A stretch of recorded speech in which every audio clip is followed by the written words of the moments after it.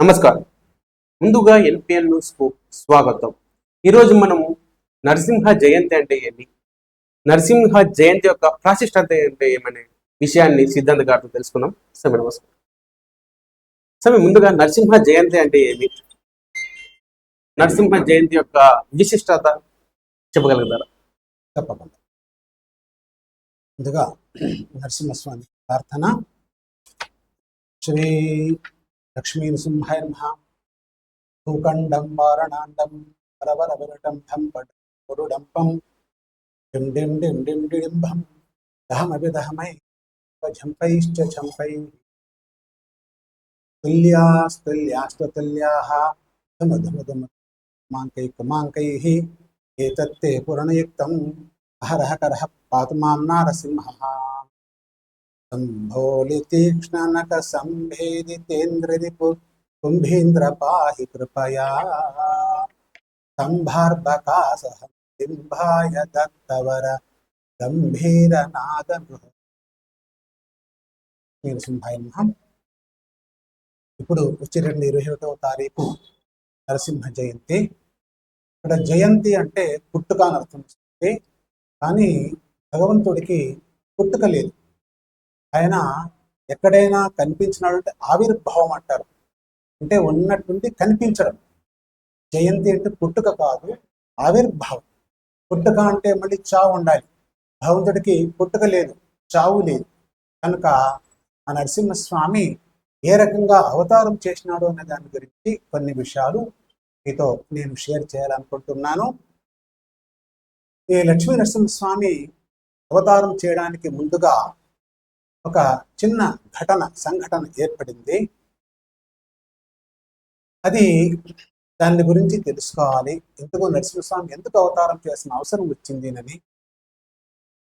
ఆయన ఆవిర్భావానికి కారణం వచ్చేసి హిరణ్యకశిపు, హిరణ్యాక్షుడు. ఎందుకు వాళ్ళు ఎవరు అంటే, వాళ్ళు ఆ వైకుంఠ ద్వారములో ఉన్నటువంటి 4 ద్వారాలకు ఒక్కొక్క ద్వారానికి ఇద్దరిద్దరుగా ద్వారపాలకులు ఉంటారు.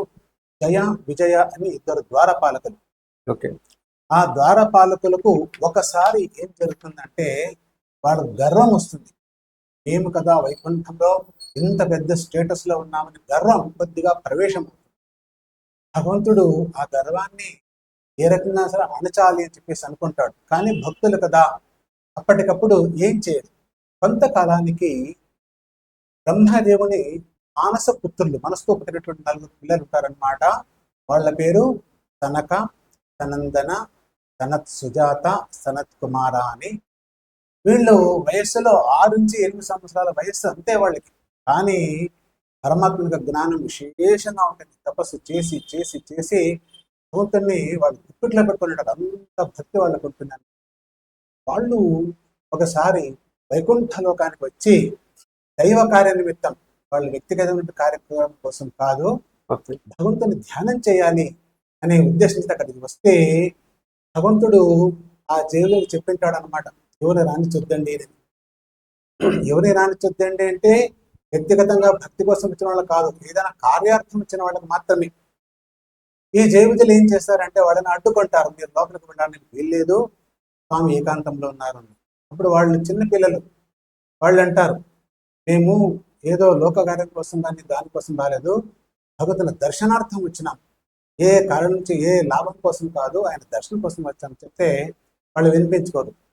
అప్పుడు మీకు ఎంత గౌరవం ఉందా అని చెప్పేసి దేవుడికి దూరంగా ఉండండి అని శాపం ఇస్తారనమాట. అలాగా శాపం అంటే వాళ్ళు ఇంకా బ్రాహ్మణుల వాక్యం అంటే విప్రవాక్యం జనార్దన అని ఆ కాలంలో బాగా జరిగేది.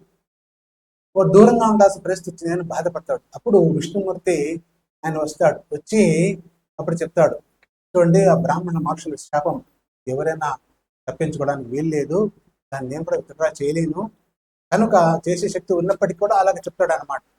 అప్పుడు వాళ్ళు మరి ఎట్లా స్వామి దూరంగా ఉండలేం కదా, మేము కదా అంటే ఆయన ఒక ఆప్షన్ ఇస్తాడు. 7 జన్మల్లో మీరు దూరంగా ఉంటారా భక్తితో నన్ను ప్రార్థన చేసి, లేదు ద్వేషంగానైనా సరే 3 జన్మలలో నన్ను ద్వేషం చేసి తొందరగా నా దగ్గరకు వస్తారా అంటే, అంతకాలం మేము దూరంగా ఉండలేము స్వామి, భక్తితో చేసి ద్వేషమైనా సరే మీ దగ్గర తొందరగా చేరుకోవాలి, అట్లా మమ్మల్ని అనుగ్రహం చేయండి అని చెప్పి ఆయన వాళ్ళు అడిగితే విష్ణుమూర్తి తథాస్తు అంటారనమాట. వాళ్ళు ఆ శాపం యొక్క పరిణామమే వాళ్ళిద్దరు కూడా భూలోకంలో పుడతారు.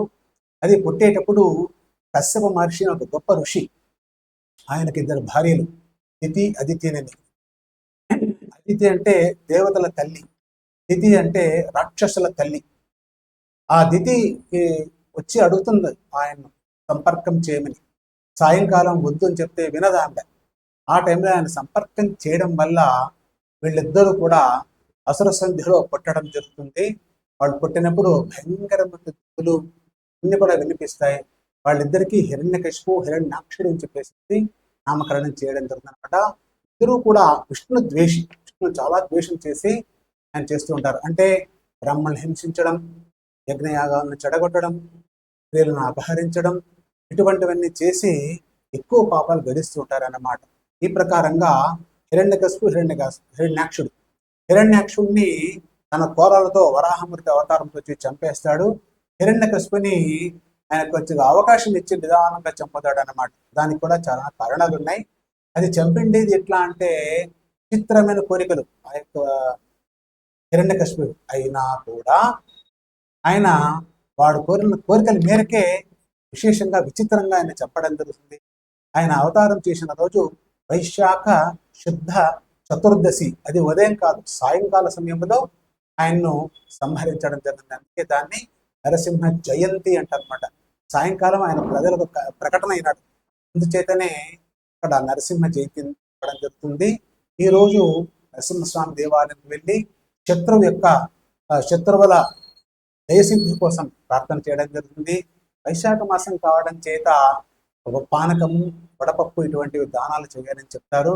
నరసింహస్వామికి మంగళహారతి చేయించడం వల్ల కూడా విశేషమైనటువంటి పుణ్యం వస్తుంది, సకల పాపాలను కూడా పోతుందని అవకాశం అని చెప్పడం జరిగింది. దీని యొక్క ప్రాశస్త్యం. స్వామి, ఇంతకు హిరణ్యకశిపునికి ఆ పేరు ఎలా వచ్చింది? హిరణ్యకశిపుడు నరసింహుడు ఎందుకు చంపారు? హిరణ్యకశిపు వచ్చేసేసి కశ్యపు అంటే కశ్యప మహర్షి కొడుకు కనుక, అలాగని వాళ్ళు పుట్టడం బంగారు మేలుతో పుట్టారంట, వర్ణం, అందుకే హిరణ్యకశిపు అంటారు. అలాగని ఈ హిరణ్యకశిపు చాలా మందిని హింసిస్తూ ఉంటాడు. ఎన్ని రకాలు హింసిస్తూ ఉంటాడంటే ఒకటి కాదు రెండు కాదు, రకరకాల అహంకారంతో అందరిని హింసిస్తూ ఉంటాడు. మరి ఏ రకంగా అయినా సరే భగవంతుడు వాటిని చంపాలి, కానీ పాపం పెరిగితే తప్ప చంపడానికి వీలుండదు. అంతేకాకుండా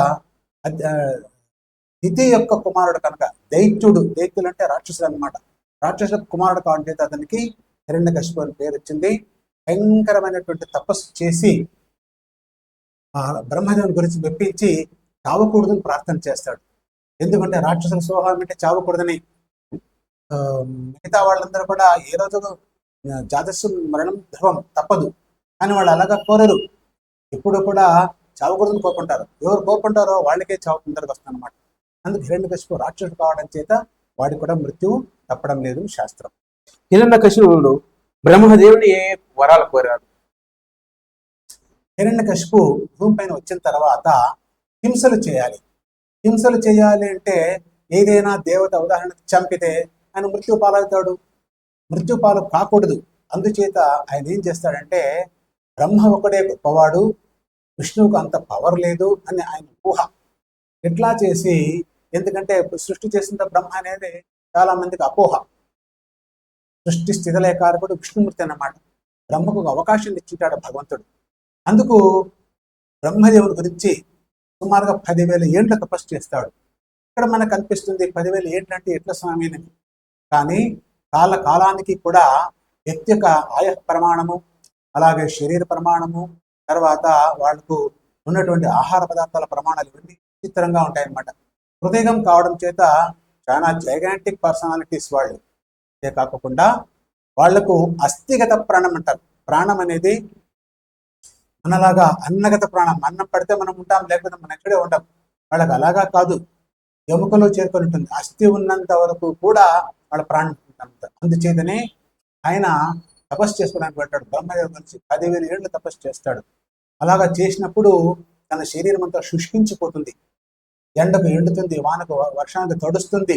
చుట్టూ కూడా పాముల పుట్టలు పెరిగి ఆ వల్మీకంలో నుండి శరీరం పెద్దగా పెరిగిపోయి పురుగులంతా కూడా శరీరాన్ని తినేసి ఉంటాయి, అయినా కూడా తపస్సు చేస్తుంటాడు అన్నమాట. దాదాపు 10,000 ఏళ్ళు అలాగ చేసినప్పుడు బ్రహ్మదేవుడు తను ప్రత్యక్షమవుతాడు. ప్రత్యక్షమయ్యి తన కమండలోకంతో ప్రోక్షణ చేసినప్పుడు శరీరం అంతా బాగా పుంజుకుంటుంది. ఆ శక్తితో ఆ యొక్క హిరణ్యకశిపు కొన్ని వరాలు అడుగుతాడు. ఏమి అంటే, నాకు చావు ఉండకూడదు. ఆయన అంటాడు, నేనే విధాత, నాకైనా కూడా మృత్యు తప్పదప్ప, అటువంటి మీకెలా నేను వరాలు ఇస్తాను. ఇప్పుడు ఆయన అంటాడు, అట్లయితే నాకు అస్త్రశస్త్రాలతో చావు ఉండకూడదు. అస్త్రం అంటే బాణాలు అని ఉపయోగించేస్తుంటారు అనమాట, నాగాస్త్రము ఇటువంటివి. శస్త్రం అంటే చిన్న చిన్న ఆయుధాలు, చాకు, కత్తి ఇటువంటివి. దీనిలో చావు రాకూడదు. సరే అంటాడు. ఇంటికి లోపల చావకూడదు, ఇంటి బయట చావకూడదు. ప్రత్యేకమైన కోరిక వీడికి. ఇంక ఇంట్లో ఉంటాడు లేదా బయట ఉంటాడు, ఎక్కడైనా యూనివర్స్లో అక్కడ చావకూడదు. రెండోది, పగలు చావకూడదు, రాత్రి చావకూడదు. విశేషం ఇది. ఉండేది ఏదో టైంలో చనిపోవాలా, పగలు చావకూడదు, రాత్రి చావకూడదు. సరే, దానికే సరే అంటాడు. మనుషులు చంపకూడదు, దేవతలు చంపకూడదు. దేవతలు చంపకూడదు, మనుషులు చంపకూడదు. అదొక కోరిక. సరే, పశుపక్షాలు, జంతువులు అవి చంపకూడదు. విచిత్రమైన కోరిక ఏమి అంటే, శుక్లపక్షం చావకూడదు, కృష్ణపక్షం చావకూడదు. అంతేకాకుండా ప్రాణం ఉన్న వస్తువులతో చావకూడదు, ప్రాణం లేని వస్తువులతో చావకూడదు. ఇది విచిత్రం. ఇది మనం చేతతో పొడిస్తే ప్రాణం లేని వస్తువు, మనిషి పొడుస్తాడు కనుక ప్రాణం ఉండే వస్తువు. ప్రాణం ఉండే వస్తువుతో చావకూడదు, ప్రాణం లేని వస్తువుతో చావకూడదు. ఇది చాలా విచిత్రం. ఇది ఇట్లా రకరకాల వరాలు కొడితే బ్రహ్మదేవుడు ఒకటే మాట అంటాడు, అయ్యా, నా సృష్టిలో ఏమైతే ఉందో దానితో నీకు మృత్యు లేదు పో అని చేస్తాడు. అలా సంతోషమవుతుంది. నన్ను ఎవరు చంపుతారు అని లోకాలంతా కూడా ఆయన అటాక్ చేసుకుంటూ వెళ్తాడు అన్నమాట. కానీ పరమాత్ముడికి అంత తక్కువ ఏముండదు. ఆయన అందరికీ బుద్ధి ప్రసాదం చేసేవాడు. ఆయనకి ఎంత ఎక్కువగా ఉండాలా? ఆయన అనుకుంటాడు ఒకటేసారి, సరే, ప్రాణం ఉన్న వస్తువు కాకూడదు, ప్రాణం లేని వస్తువు కాకూడదు. దేవతలు, రాక్షసులు అంటే ఆయన దేవతలు దేవుడు ఆయన. మనుషులు కాకూడదు, పశువులు కాకూడదు. అంటే నరం, మృగ శరీరం, తల సింహం, శరీరం అంతా మనిషి. అంటే ఆయనకు అది కోరలేదు. అంతేకాకుండా ప్రాణం ఉండే వస్తువు, ప్రాణం లేని వస్తువు. గోరు చూడండి, మనకు అతుక్కున్నప్పుడు పిల్లతో నొప్పి అంటాం. దూరం ఉంటే మనమే కట్ చేస్తాం. అంటే దాంట్లో ప్రాణము ఉంటుంది, ప్రాణం లేకుండా కూడా ఉంటుంది. మరి పగలు చావకూడదు, సాయంకాలం చావకూడదు అన్నప్పుడు దాన్ని ఉషకాలం అంటారు. సాయంకాలానికి మధ్యలో సంధ్యాకాలం అంటారు. ఆ కాలంలో అవతారం చేసినాడు ఆయన. మరి ఇంటి బయట చావు, ఇంటి లోపల చావకూడదు. అదే ఎట్లా అంటే, గడపమాన పైన వేసుకుంటాడు నరసింహస్వామి హిరణ్యకశిపుని. గడపమాన ఏమి బ్యాడ్ కాండక్టర్, భూస్పర్శ ఉండదు, దానికి షాక్ కొట్టదన్నమాట. దానిపైన కూర్చొని శుక్లపక్షం కాకూడదు, కృష్ణపక్షం కాకూడదు. మరి ఇది ఎట్లా అంటే, వైశాఖ మాస శుద్ధ చతుర్దశి అంటే అటు పౌర్ణమికో సంబంధం ఉండదు, కృష్ణపక్షానికి సంబంధం ఉండదు, శుక్లపక్షానికి సంబంధం ఉండదు. ఆ రకంగా ఆయన టైం సెలెక్ట్ చేసుకొని తను ఆ యొక్క పెద్దదైనటువంటి గడపమాన పైన కూర్చోబెట్టుకొని తన నఖములు అంటే గోళ్లతో ఆయన్ని చీలుస్తాడనమాట. ఇక్కడ మనకి ఇంకో సంశయం వస్తుంది, ఎందుకు చీల్చాలి, చంపేస్తే అయిపోతుంది కదా? అలాగా కాదు. అంటే ప్రహ్లాదులు లాంటి వజ్రాలు, రత్నాలింగ ఎన్నున్నాయో అని ఒక ఉద్దేశం. రెండవది, భగవంతుడు వైకుంఠలోకంలో కూర్చొని ఆయన చనిపోయిన కోరితే చాలా చనిపోయేవాడు, ప్రాబ్లం లేదు. ఆయన అవతారం ఎందుకు చేయాలి అంటే, చాలా మంది రేపటిని అడుగుతారు. ఏమంటారంటే, అయ్యో హిరణ్యకృష్ణ హార్ట్ అటాక్ వచ్చింది, భగవంతుడు చంపలేదు, అట్లా వస్తుంది. అందుకని భగవంతుడు తన అవతారం ఎత్తి భక్తుని కోసం, ప్రహ్లాదుని కోసం ఆ అవతారాన్ని తీసుకొని, అంటే దుష్ట శిక్షణ, శిష్ట రక్షణ, ఇది ప్రధాన కాన్సెప్ట్ అన్నమాట. అందుకు ఆ రకంగా ఆయన చంపడం వల్ల దిక్కలకంతా రాక్షసులు పరిగెత్తిపోయి ఉంటారు, ఒక్కరుగానే ఉండరు. హిరణ్యకశిపుని సంహారం చేస్తాడు. దానితో ఆయనకు ముక్తి దొరుకుతుందన్నమాట. ఈ ప్రకారంగా హిరణ్యకశిపు చేసినటువంటి ఆ వరాలన్నింటినీ కూడా మీరి భగవంతుడు అతను సంహారం చేయడం జరిగింది. అది కూడా వైశాఖ శుక్లోత్థాయ అంటన్నమాట. శుక్లమాసంలో ఆయన అవతారం చేయడం వల్ల నరసింహ జయంతి అని దీనికి విశేషమైన పేరు. ఇది మహాపర్వదినం. ఈ స్వామిని ఉపాసన చేస్తే సకల దోషాలు పోతాయని శాస్త్రం. ఓకే, సో మీ ప్రహ్లాదుడికి ఆ పేరు ఎలా వచ్చింది? ప్రహ్లాదుడికి హరిభక్తి ఏ విధంగా కలిగింది? ప్రహ్లాదుడు, ఈయనకు వీళ్ళు నలుగురు అన్నదమ్ములు, హ్లాద, అనుహ్లాద, ప్రహ్లాద, సహ్లాద అని చెప్పేసి నలుగురు అన్నదమ్ములు. ఈ ప్రహ్లాదుడు వచ్చేసి ముందు జన్మలో చతుర్ముఖ బ్రహ్మదేవుని యొక్క సత్యలోకములో బ్రహ్మదేవుడు భగవంతుని పూజ చేసేటప్పుడు అన్ని పరిచర్యలు చేస్తుంటాడు అనమాట. పుష్పాలను అందించడం, ధూపాలు అందించడం, మంగళహారతి అందించడం, నైవేద్యం అంటించడం, ఇవన్నీ కూడా చేస్తుంటాడు ఆయన. బ్రహ్మదేవునికి అసిస్టెంట్ ఆయన పూజలో. ఈయన ఒకసారి ఏమైందంటే విశేషమైనటువంటి భక్తి ఆయన కూడా ఉంటుంది. ఒకసారి ఏదో తోటలో వెళ్ళి బ్రహ్మదేవుని పూజ కొరకు పుష్పాలు తీసుకొని రావాలి అని పెట్టాడు. ఆయన పేరు వచ్చేసి శంఖుకర్ణ అని ఆయన పేరు, మూల రూపంలో ఆయన పేరు అన్నమాట. ఆయన ఒక దేవత. ఆయన పూలు కోసం భగవంతుడి గురించి ఆలోచన చేస్తుంటాడు. ఇప్పుడు నారద మహర్షి అక్కడికి వస్తాడు. వచ్చి అడుగుతాడు, అయ్యా శంఖుకర్ణ, ఏం చేస్తున్నావు? ఇట్లా పూలు తీసుకెళ్తున్నాను నేను. దేనికోసం అంటే భగవంతుని కోసం తీసుకెళ్తున్నాను. అప్పుడు భగవంతుని గురించి ఉపదేశం చేస్తాడు ఆయన. ఆ ఉపదేశం చేసినప్పుడు చాలా ఆలస్యం అయిపోతుంది బ్రహ్మదేవుని ఇంటికి వెళ్ళడానికి. ఈ ఆలస్యం అయ్యేటప్పటికి ఏం జరుగుతుంది అంటే బ్రహ్మదేవుడు శాపాన్ని ఇస్తాడనమాట. నీవు ఈ పూజకు దూరంగా ఉండే రాక్షసేనులో జన్మించు అని శాపం ఇస్తాడు. ఎందుకట్లా చేయాలి అంటే హిరణ్యకశిపుని చంపాలంటే ప్రహ్లాదుడు అక్కడ ఉండాల్సిందే. కారణం ఇది, దేవతలకు ఇచ్చిన శాపం వరంగా పరిణమిస్తుంది. అదే రాక్షసులకు వరం ఇస్తే అది శాపంగా పరిణామం అవుతుంది అనమాట. ఈ ప్రకారంగా ఆ శంకువరుడు అనే తను ప్రహ్లాదుడుగా హిరణ్యకశిపుని యొక్క కడుపులో అంటే ఆయనకు కొడుకుగా అవతారం చేసి అత్యంతమైనటువంటి భక్తి, విష్ణుపైన ఎంత భక్తి అంటే ఏం చేసినా సరే ఆయన లొంగేవాడు కాదు. అందరికీ సంతోషాన్ని కలిగించేవాడు. ప్రహ్లాదం ఉంటే సంతోషం, ప్రహ్లాదుడు ఉంటే అందరికీ సంతోషాన్ని కలిగించేవాడు అనమాట. అందుకే ఆయనకి ప్రహ్లాదు అని పేరు పెట్టడం జరిగిందనమాట. అంతేకాకుండా ఈ పేరు పెట్టిండేది నారద మహర్షి. అది ఎట్లా అంటే ఒకసారి హిరణ్యకశిపుని యొక్క భార్య లీలావతినని, ఆమె గర్భవతిగా ఉన్నప్పుడు హిరణ్యకశిపు తపస్సు చేసుకుని వెళ్ళిపోతాడు 10,000 ఏళ్ళు. అప్పుడు ఆమెను చూసుకునేది ఎవరు? అందుకని నారద మహర్షి అక్కడికి వచ్చి, అమ్మ ఇక్కడ నీకు రక్షణ ఉండకపోవచ్చు, నా ఆశ్రమానికి రా అని చెప్పేసి తీసుకెళ్తాడు. అక్కడే ఆమె ప్రసవిస్తుంది అనమాట. అంతకన్నా ముందుగానే ఆ లీలావతికి ఆ బ్రహ్మదేవుడు పరమాత్మని గురించి పరమాత్మ గొప్పతనం గురించి విశేషంగా చెప్తుంటాడు అనమాట. నారాయణుడు దోషరహితుడు, గుణ పరిపూర్ణుడు, అనంతగుణ కళ్యాణ పరిపూర్ణుడు అని చెప్తుంటాడు. అయితే ఆ లీలావతికి అప్పుడు నిద్ర వస్తూ ఉంటుంది. గర్భంలో ఉన్నటువంటి ఆ ప్రహ్లాదుడు ఆ నారదుని యొక్క హితోక్తులు విని అంటుంటాడు అనమాట. అంటే గర్భంలోనే ఆయనకు ఉపదేశం జరిగిందనమాట. ఈ ప్రకారంగా ఆయన విని ఆ ఉపదేశాన్ని విన్న తర్వాత ఆయన అవతారం చేయడం జరుగుతుంది. అందరికీ సంతోషాన్ని కలిగించేవాడు కనుక ప్రహ్లాదుడు అని పేరు పెట్టడం జరుగుతుంది. ఆయన విష్ణు భక్తికి ఎంత అంటే హిరణ్యకశిపుడు ఏం చేసినా సరే నీవోరాన్ని చేయడానికి భక్తుడు చేయాలని చెప్పేసి ప్రతి దానికి కూడా అడ్డుపడేవాడు. ఆయన చేసే కార్యక్రమం అడ్డుపడేవాడు. విష్ణువే సర్వోత్తముడు అని చెప్పేసి ప్రతిపాదన చేశాడు అన్నమాట. అందుకని తండ్రి కొడుకులకి అడ్డం లేదన్నమాట. ప్రహ్లాదుడు అంటే అందరికీ సంతోషాన్ని ఇచ్చేవాడు అని చెప్పేసి నరసింహస్వామి కూడా చెప్తాడు. త్వాంచ మాంచ స్మరణ ముక్త్వానని, ఎవరైతే నిన్ను తర్వాత నన్ను ఉపాసన చేస్తారో వాళ్ళకి ముక్తిని ఇస్తానని చెప్పేసి వరాన్ని ఇచ్చాడు అనమాట ప్రహ్లాదునికి. శాస్త్రం. హిరణ్యకశిపుకి ప్రహ్లాదునికి హిరణ్యకశిపుడు చాలా ఇబ్బందులు పెట్టాలని వింటున్నాం. దానికి కారణం ఏంటి? ఎన్ని ఇబ్బందులు పెట్టాడు అంటే హరిభక్తి మాను నతుడు, హరిభక్తిని మొదలు ఇతడు.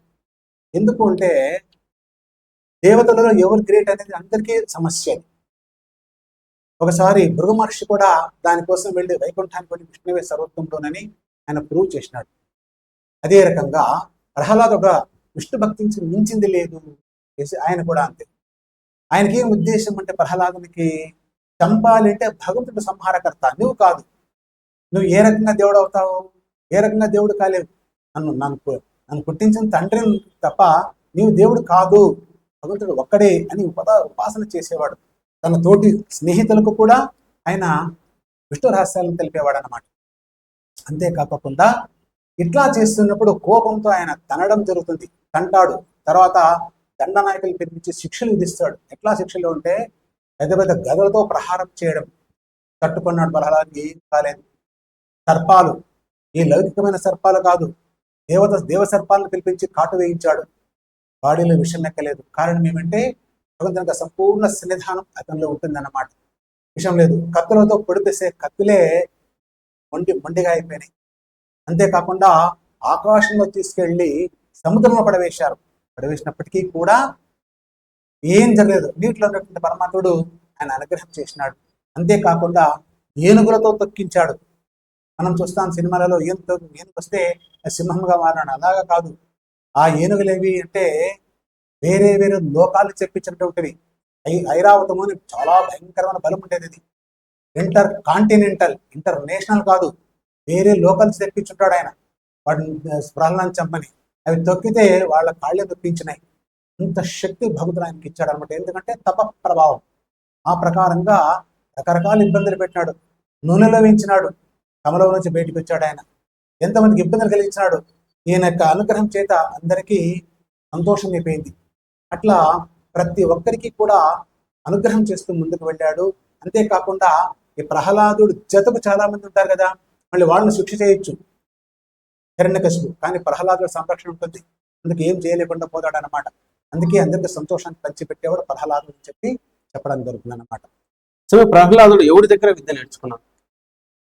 ఇక్కడ ప్రహ్లాదుడు మొదటిగా వచ్చేసేసి నారద మహర్షి ఆయనకు ఉపదేశం చేస్తాడు, బ్రహ్మోపదేశం. అందుచేత విష్ణువుని, అలాగనే ఆ హిరణ్యకశిపు దగ్గర శుక్రాచార్యుడు అని ఒక రాక్షసుల గురువు ఉంటాడు. ఆయనకి ఇద్దరు కొడుకులు అనమాట, చండ అమార్కాన్ అని. వాళ్ళ దగ్గరికి పంపిస్తాడు. వాళ్ళు ఎంత హిరణ్యకశిపు దేవుడిని చెప్పినా ఆయన వినడు. వేదాంగాలను నేర్చుకుంటాడు. తత్వం ఏమంటే విష్ణువే సర్వోత్తముడు. వాళ్ళ పాఠాలు చెప్పుడు ఉపయోగం లేదు. మళ్ళీ హిరణ్యకశిపుడు ఎక్కడ తంతాడు అని చెప్పేసి ప్రహ్లాద ఒప్పించి అయ్యా మేమేం చెప్పినా వినడం లేదు అని. అప్పుడు ఆయన అంటాడు, నువ్వు ఇట్లా విద్య మానకపోతే నిన్ను ఇబ్బంది పెడతాను. ఏం చేసినా సరే నేను మాత్రం ఒప్పను అంటాడు. చివరికి ఏం చేస్తాడంటే తల్లి చేతికి, అంటే హిరణ్యకశిపు భార్య లీలావతికి విషాన్ని ఇచ్చి ప్రహ్లాదం తాగించమని చెప్పాడు. తాగేది ప్రహ్లాదుడు, ఆయనకేం కాలేదు. ఆ ఇచ్చిన తల్లికి మూర్ఛ వచ్చేసింది. అంటే విష్ణు భక్తులకు అంత శక్తి ఉంటుంది. ఆమె ఇచ్చింది, భర్త మాట తిరస్కరించడానికి వీల్లేదు. మరి ఆ విషయాన్ని ఇస్తే సంతోషంగా తాగినాడు. ఎందుకంటే మృత్యువుకు నీవు కాదు కారకుడు, భగవంతుడు. ఆయన ప్రేరణ అంటే ఏమైనా జరుగుతుందని తీసుకుంటాడు. విషయాన్ని సంపూర్ణంగా హరించిపోతుంది అన్నమాట. అంటే భగవంతుని శక్తి నమ్ముకుంటే ఎంతవరకు అయినా కూడా జరుగుతుంది అని. కిం అలభ్యం భగవతి ప్రసన్నే శ్రీనికేతనే అంటారు. ఆయన అనుగ్రహం అంటే ఏది దొరకదు. ఈ ప్రకారంగా నరసింహుని ఉపాసన చేయడం వల్ల ఆ ప్రహ్లాదునికి అంత శక్తి వచ్చిందనమాట. చివరికి నారద మహర్షి వచ్చి చెప్తాడు, హిరణ్యకశిప తెలిసిందా విష్ణువు ఎవరు అంటే ఎక్కడ కనిపించలేదు అంటాడు. ఒకవేళ ప్రహ్లాదుడే అట్లా వచ్చినాడేమని ఈ అవతారంలో అని అడుగుతాడు. అప్పుడు ప్రహ్లాదుని అడుగుతాడు, ఎక్కడున్నాడు నీ శ్రీహరిని? ఇప్పుడు అందరికీ తెలిసిన పోతన మాటలు పద్యాలు అందరికీ తెలుసు, ఇందు గరడం తెలియడునని. ప్రతి చోట ఉన్నాడు. God is everywhere, omni present అని చెప్పినాడు. అన్ని చోట్ల ఉన్నాడు అని. అప్పుడు అన్నాడా, ఈ స్కంభంలో ఉన్నాడా? ఉన్నాడు. ఎందుకంటే ఎక్కడ లేడు, అన్ని చోట్ల ఉన్నాడు, చూడు అంటాడు. అంటే భయంకరమైన గద తీసుకుని ప్రహారం చేస్తాడు. చేస్తే అది 2 ఒప్పులైపోతుంది. అంత శక్తితో కొడతాడు. ఆ లోపల నుంచి నరసింహస్వామి శంఖ చక్ర గదా పద్మములతో చేసినట్టు ఉగ్ర రూపాన్ని ధరించి, నిజంగా ఆయనకు ఉగ్ర రూపం లేదు. ఎందుకు అంటే ఆయనకు దోషరహితుడు. ఆయన కోపం ఎక్కడి నుంచి వస్తుంది? కోపం ఎట్లా ఉంటుంది ప్రకటన చేసినాడు అనమాట. ఆ రకంగా ఆయన వచ్చేటప్పటికీ మెచ్చుకుంటాడు కొడుకుని, సభాషని మెచ్చుకొని తన్నే పోతాడు. ఏం తంతాడు? ఆయన దేవుడు, ఈయన జీవుడు. ఎక్కడి నుంచి తంతాడు? ఆయన అక్కడ కూర్చోబెట్టుకొని అతన్ని ఆ యొక్క కడప మాన్ పైన తీసుకెళ్లి తను ఏం కోరికలు కోరినాడు దానికి విరుద్ధంగా ఆయన సంహారం చేయడం జరిగింది అన్నమాట. అందుకే దాన్ని నరసింహ జయంతి అని పిలుస్తారని శాస్త్రం. ఈ పండుగను ఏ విధంగా జరుపుకోవాలి? ఇట్లా ఈ పండుగను చాలా మంది ఏం చేస్తారంటే, నరసింహస్వామి క్షేత్రాలు ఉన్నాయన్నమాట. ప్రసిద్ధమైన నరసింహస్వామి క్షేత్రాలు చేతనైతే క్షేత్ర దర్శనం చేసుకోవాలి, చాలా విశేషం ఆ రోజు. అంతేకాకుండా ఆ నరసింహస్వామి ఉపాసన చేయడం వల్ల శత్రుజయం, ఉదాహరణ కోర్టు వ్యవహారాలు ఉంటాయి, ఓడిపోసి పరిస్థితుంది, నరసింహస్వామిని ఉపాసన చేయండి, సత్యంగా గెలుస్తారనమాట. అంతేకాకుండా కోర్టు వ్యాజ్యాలకు ఇతరత్ర ఏదైనా మనస్పర్ధలు ఉంటాయి, అవి కూడా కలిగిపోతాయి. నరసింహస్వామి ఉపాసన చేయడం వల్ల మనకు ఒక రకమైన దివ్యమైన అనుభూతి వస్తుందన్నమాట. శాస్త్రాలలో, వేదాలలో, పురాణాలలో, ఇతిహాసాలలో స్వామిని ఎన్నో రకాలుగా ప్రార్థన చేస్తున్నారన్నమాట. ఉదాహరణకు భీమసేనుడు దుర్యోధను చంపాలి, ఒరిజినల్గా తనకు శక్తి ఉంది, అయినా సరే పక్కనే కృష్ణుడు ఉన్నాడు. కృష్ణుణ్ణి ఆ లక్ష్మీ నరసింహస్వామి యొక్క రూపంతో చూసి ప్రార్థన చేస్తాడు. మన్య సూక్తం అంటారనమాట. శత్రు క్షయానికి, శత్రు జయానికి దాన్ని చేస్తారనమాట. వేదోక్తంగా ఉన్నటువంటిది. భీమసేనుని పవర్ ఉంది, అయినా కూడా they has to take the permission from God. ఆయన పర్మిషన్ తీసుకొని ముందుకు వెళ్తాడు. అంటే నరసింహస్వామి ఉపాసన చేస్తే ఏ దోషాలు ఉండవని. ఉదాహరణకు చిన్న విషయం చెప్తాను మీకు. శనీశ్వరుడు అంటే అందరూ భయపడతారు. మనమే శని చూడలా, అయినా శని అంటే భయపడతాం. శని పర్ఫెక్ట్ అడ్మినిస్ట్రేటర్ ఆయన. Where there is a commitment, there is a punishment. ఆ పర్ఫెక్ట్ అడ్మినిస్ట్రేటర్. చాలా మంది ఏం చేస్తారంటే, స్వయం మాకు శని ఉంది, ఏదైనా పరిష్కార మార్గం ఉంది. ఎందుకు అట్లా అంటే, నువ్వు టెంపుల్కి వెళ్ళని చెప్తాం, ఆంజనేయ స్వామి తిరగంటాం, దానిలో దోషం పోతుంది అనమాట. శని అలాగా తీసుకెళ్తాడు, మంచి పనులు చేస్తాడు అనమాట. ఒకసారి శనికే ఇబ్బంది కలిగింది. ఎట్లా అంటే, రావణాసురుడు అందరినీ కూడా కంట్రోల్లో పెట్టుకొని ఈ నవగ్రహ దేవతల్ని ఒక్కొక్కరిని ఒక్కొక్క స్టెప్ పైన తను ఉంచుకున్నాడ. వాళ్ళపైన తొక్కుంటూ వెళ్ళేవాడు. ఎంత శక్తి నాకు చూడండి. ఈయన చూస్తే రాక్షసుడు, వీళ్ళంతా దేవతలు. అప్పుడు మిగతా గ్రహ అధిదేవతలు సూర్యుడు, చంద్రుడు, వీళ్ళందరూ కూడా శనిని అడుగుతారంట, శని నీవు వక్ర దృష్టితో ఆయన చూడి వాడు ఏ రకంగా మనం చేస్తున్నాడని. ఆయన అంటాడు, నాకు కూడా చేతకావడం లేదు, మరి ఏం చేయాలి? నరసింహస్వామిని ఉపాసన చేస్తాను అని ఆ శనీశ్వరుడు నరసింహస్వామి ఉపాసన చేస్తాడు. చిన్న 8 శ్లోకాలు అనమాట అది. శనీశ్వర ప్రద లక్ష్మీ నరసింహ స్తోత్రం అంటారు. అన్ని రకాలుగా ఆపత్తి పరిహారం అన్నమాట అది. ఈ ప్రకారం స్తోత్రం చేసేసి నరసింహస్వామి కనిపిస్తాడు. ఏం కావాలి అని. స్వామి ఇట్లా రావణాసురుడు నాకు ఇబ్బంది పెడుతున్నాడు. ఏం లేదు, ఈ రోజు వాడిని వక్ర దృష్టితో చూడు. ఇందులో రాముడు వచ్చి సంహారం చెప్తాడు అనమాట. అంటే శని కూడా ఉపాసన చేసేది నరసింహస్వామి అనమాట. ఈ ప్రకారంగా ఎవరైతే ఈ యొక్క జయంతి, నరసింహ జయంతి రోజు వడపప్పు, పెసరగాళ్ళు ఇవన్నీ ఇచ్చి, చేతనైతే విసనకూర కూడా దానం చేయాలి. భగవంతుడు ఒక టెంకాయ కొట్టించాలి. టెంకాయ కొట్టించడం వల్ల కూడా శత్రుక్షేమం అనమాట. నరసింహస్వామికి టెంకాయ కొట్టించి దృష్టి తీసుకొడతారు సాధారణంగా మనకి ఎక్కడ కార్యక్రమాలు. అట్లనే కాయ కొట్టించేస్తే అన్ని దోషాలు పోతాయని శాస్త్రం అనమాట. నరసింహస్వామి ఉపాసన చేసే వాళ్ళకందరికీ కూడా నరసింహ జయంతి శుభాకాంక్షలు. అందరికీ భగవంతుడు మేలు చేస్తారు ప్రార్థన చేస్తూ ఈ అవకాశం ఇచ్చినటువంటి ఎంపీ ఛానల్ చేసుకుంటున్నాను. నమస్తే. ఈరోజు ఈ టాపిక్తో ముగించి మీకోసం సరికొత్త టాపిక్తో మీ ముందు రావడం జరుగుతుంది. అంతవరకు నమస్కారం.